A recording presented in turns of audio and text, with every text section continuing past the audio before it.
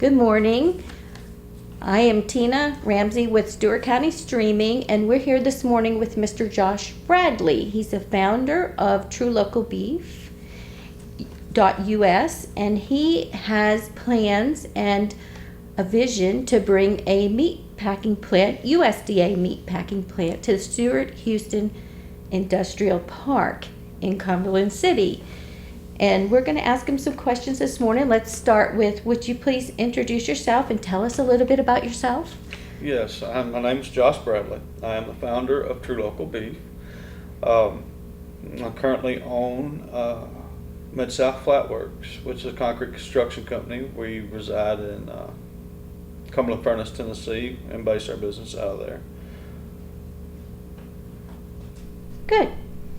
The next question will be, where did you get the idea for your company? What is your vision? The vision for the company stemmed all from our local farmers.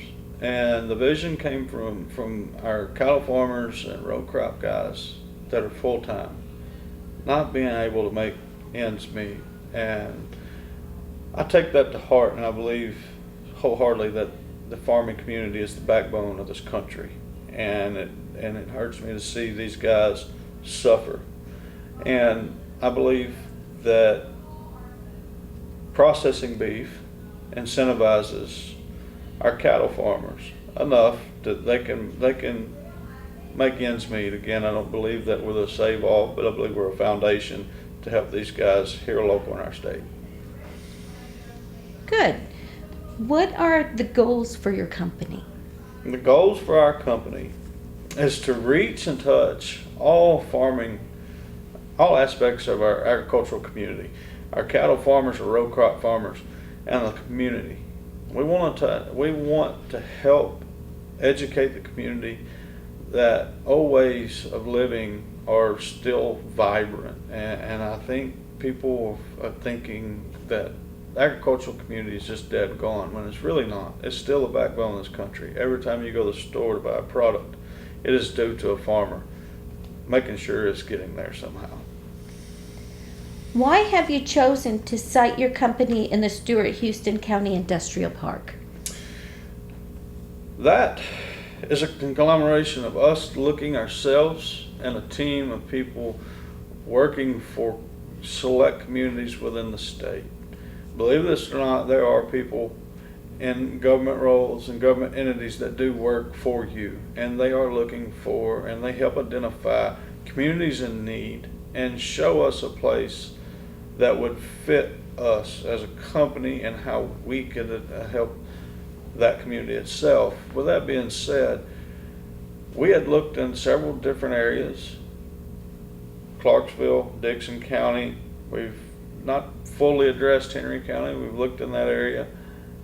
And Houston and Stewart County need us the most. And the economic development played a major role in paving the path and showing us these areas. And we believe that we can make the most impact in Stewart and Houston County and benefit the community more so than per se Clarksville. Clarksville's industry is booming.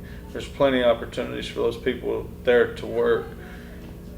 And Stewart County don't necessarily have that option. And I believe we make a significant impact here. And that's why we choose Stewart County.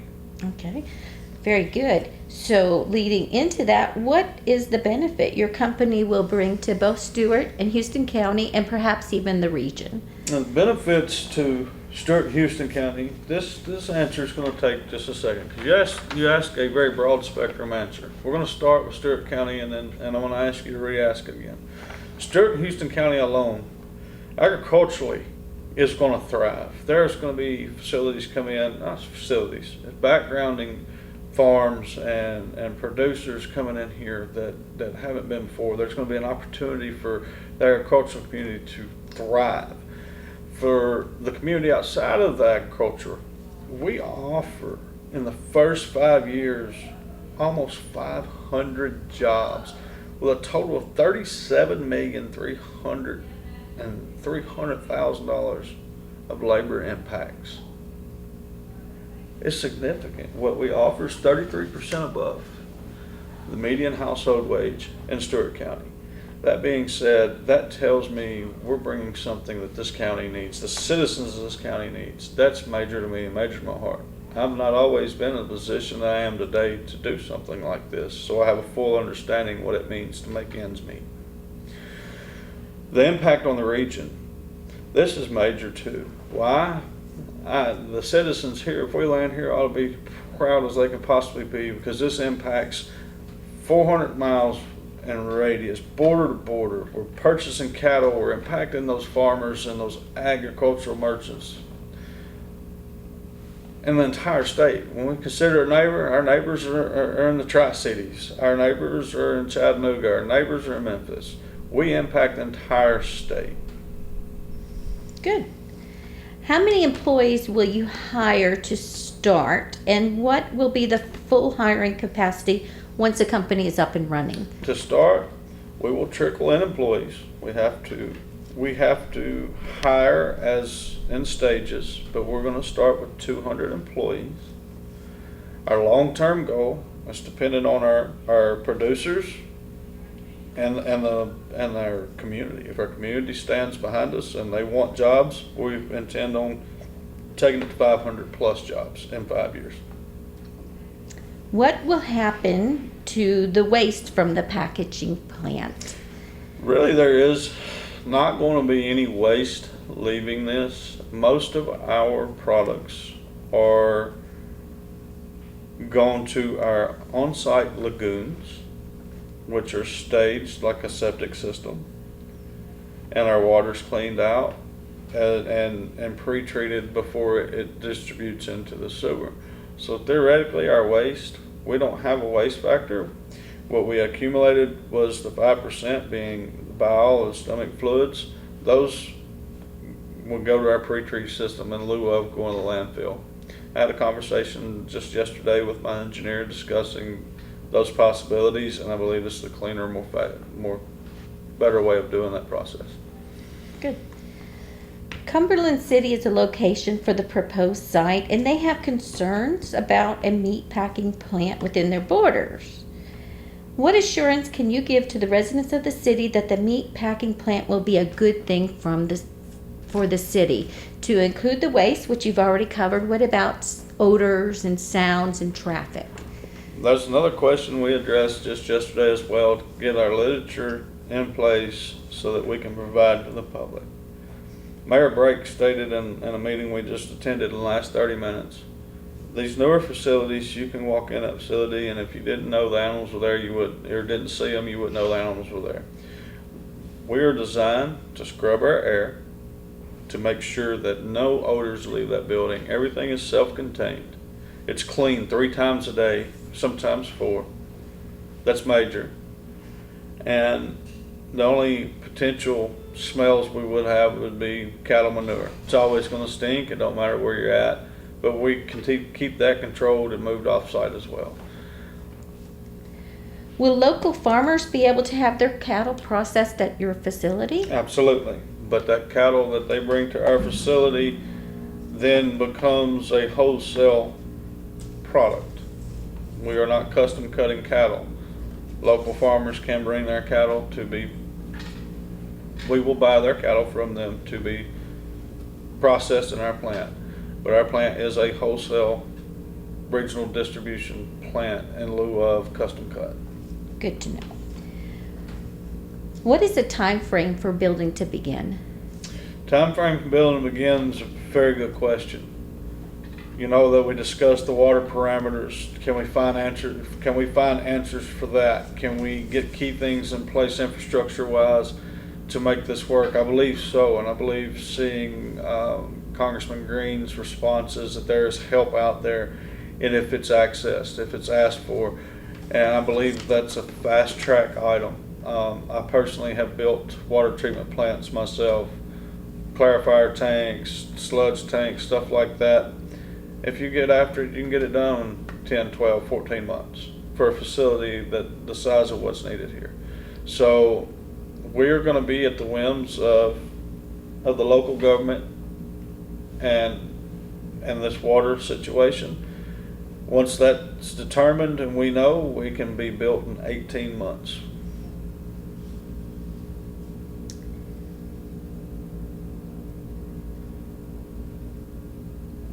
Do local retailers have to partner with you to carry your products, to sell your No, products? that's not necessary. They'll have to partner with us. There will be, it's the same business as everyday business is now. There will be local distribution centers who are purchasing from us. They can buy for those distribution centers, or if they own their own trucks and they want to partner with us, they can come buy from us. Okay, good. And is it true that you're going to partner with local communities to help increase agricultural education, having to do with grading meat and raising farm to table, basically? Absolutely. I am involved with the University of Tennessee. Again, our name is True Local. That is the biggest, most progressive university in the state. Their agricultural program is stellar in all considerations, and we are working with UT on how we as True Local can help promote agricultural education, not just for the processing of beef, because in order to have beef to process, you have to grow beef, and there's a lot of educational tools there. We believe in higher education. We think that the agricultural community can offer as much as, per se, your big conglomerates, and done in different structures. But we need an educator of children. We need to reignite a spark, and the only way to do that is giving them the tools to do it. We are very high on secondary education, university studies. I mean, there's a lot of job opportunities where these young men and women can make a great living. But they need, I mean, they have to know it. I mean, it's educating their children, and the community are prevalent, and without them knowing that there's an opportunity for it. How will this project be financed? We're talking state-of-the-art facility, a lot of investment. How will you finance it? Right now, the plant's outlay is a $100 million plant. It's a $100 million investment in this community. It's both federal grants, state grants, and private investment, private equity. What are your plans should you not get permission to site your plant within Stewart-Houston Industrial Park? Is there an alternative plan, a backup? There is. And I'm very fortunate to have two wonderful mayors.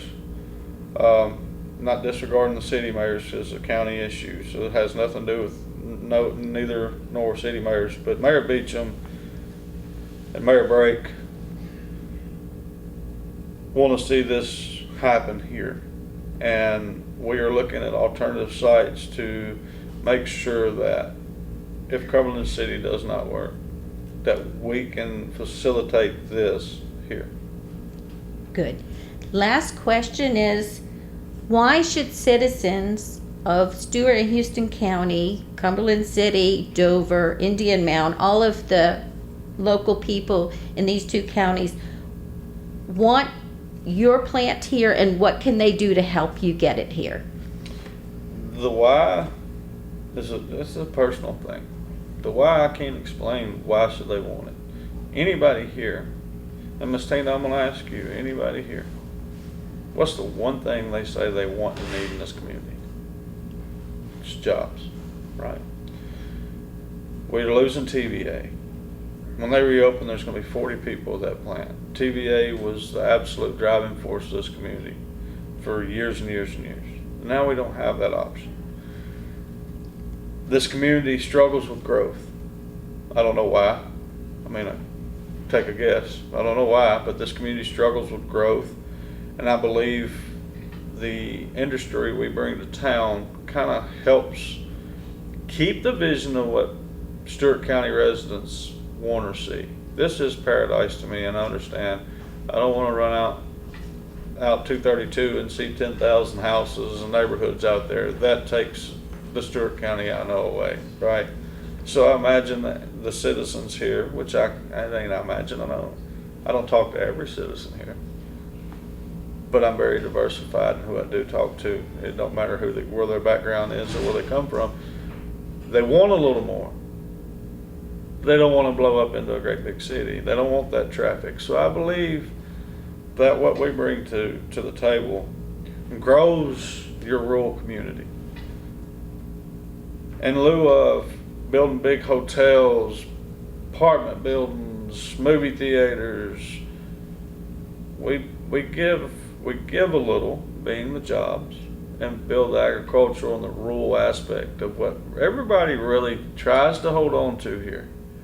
And I'm not speaking for all the community, but I can see that. They try to hold on to what makes this place special and great. And I think our industry maintains those visions. Yeah, we're gonna have cattle trucks running up down the road. We're gonna have cowboys out there with goosenecks dragging them up down the road. That's good business. That's clean business. That's clean living. And I believe that's what the community's, I think that's what the community's looking for. Anything else you'd like to say? You know, when you look at a business, and you think it's all financially based, for True Local Beef, this is not about financial achievements. This is about community achievements, about regional, our state, our wonderful state of Tennessee. This is about promoting and giving our farmers an option. This is about stimulating an economy, being the agricultural economic position in the state, and helping our farmers get what they need. That means a lot. It means more than any financial gain that I will ever get from this. The educational process of this, the being able to have a voice, because I have a platform now, and I have a business that I can incite and I can bring people in. The ancillary sides of this were the growth. These guys have an opportunity to grow. I'll say it again, I say it all the time, we aren't the save-all. We are merely the foundation and the first step. And then with communal support and our farmer support, we'll all achieve our end goal. And the end goal is, you don't have to be a millionaire to be happy. And sharing that wealth with others and stimulating others' wealth only makes your community better. And that's what we're after. Good. Thank you very much. Yes, ma'am.